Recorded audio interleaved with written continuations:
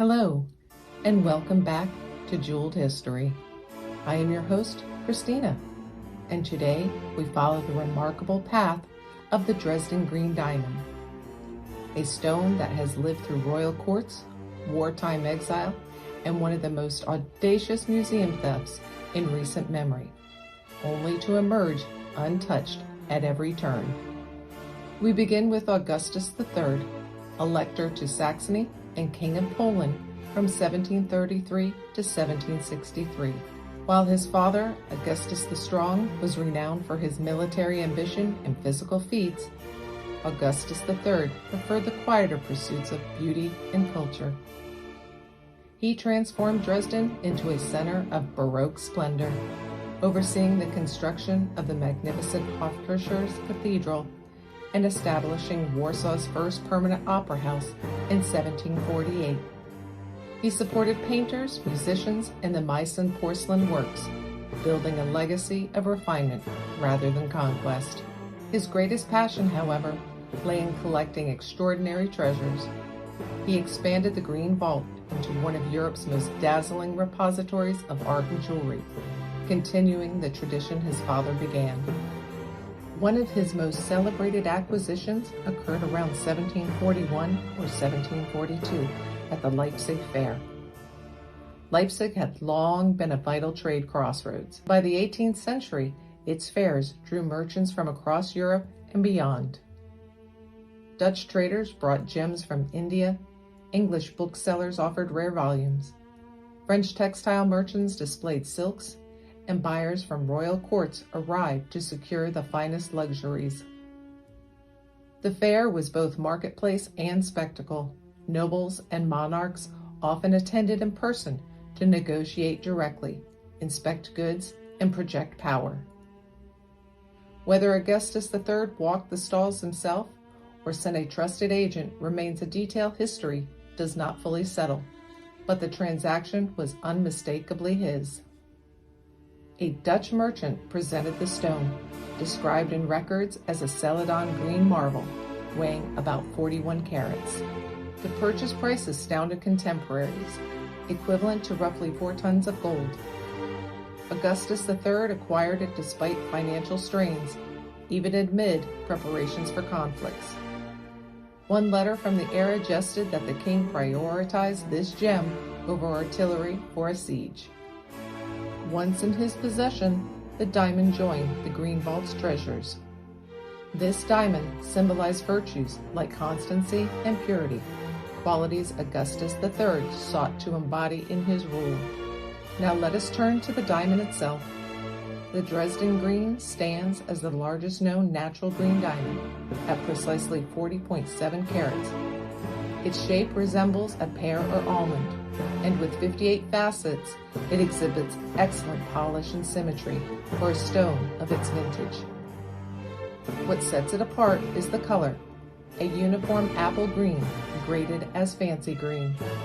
This hue arises from natural radiation exposure over millions of years.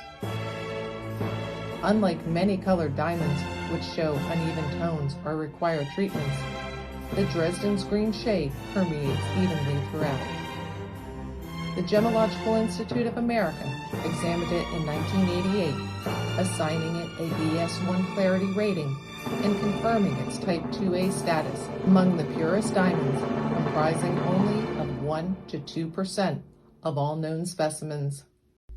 Likely mined in India's Golconda region, famous for yielding icons like the Hope Diamond, it first surfaced in London records around 1722. From there, it traveled to Leipzig, entering royal hands. As centuries passed, the diamond witnessed turmoil. World War II brought unprecedented threats. In 1939, as conflict loomed, museum curators safeguarded the Green Vault's treasures. They packed items into crates and hid them in secure locations. Allied bombings devastated Dresden in February 1945, reducing much of the city to ruins. The Green Vault suffered damage, but the hidden treasures survived. As the war ended, Soviet forces occupied Saxony, and under the Red Army's administration, they discovered the crates. Soviet authorities transported the Green Vault collection to Moscow. This move stemmed from wartime reparation policies. The Soviets viewed cultural artifacts as compensation for losses inflicted by Nazi Germany. The treasures joined other looted items in secret storage, including pieces from Berlin museums. For over a decade, the collection remained in Russia. Details of its exact whereabouts during this period stay somewhat shrouded, but reports suggest secure vaults in the Kremlin or Pushkin Museum. The diamond's return marked a triumph of cultural diplomacy. It resumed its place in the Green Vault. Before we learn of the thrilling Green Vault heist, please like this video and subscribe, because unlike this beauty, a subscription to Jeweled History is free. And as always, thank you to my newest viewers and returning subscribers. We have traced the Dresden Green through patronage, purchase, and peril. Now we fast forward to November 25th, 2019. In the pre-dawn hours, intruders struck the Green Vault. They ignited an electrical box near the Augustus Bridge, darkening streetlights and disrupting some perimeter systems. However, museum cameras, powered independently, recorded everything. The thieves had already weakened an iron window grate, sawing through bars and taping them to conceal the damage. Two slim figures slipped inside around 4:56 a.m. They attacked reinforced glass cases with an axe, shattering displays in a matter of minutes. They removed 21 pieces: royal orders, epaulets, breast stars, swords, hat clasps, containing over 4,300 diamonds.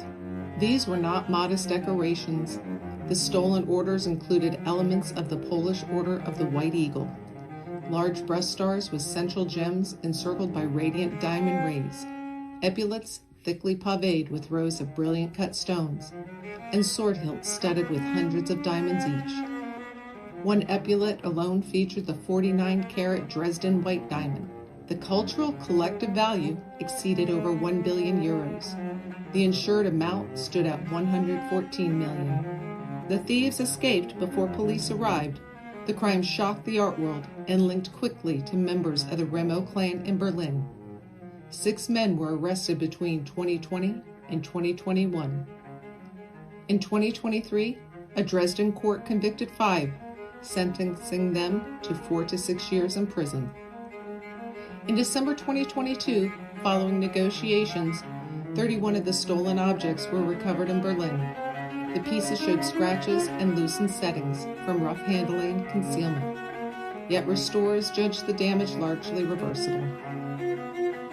After legal proceedings concluded, the historic Green Vault section reopened in August 2024.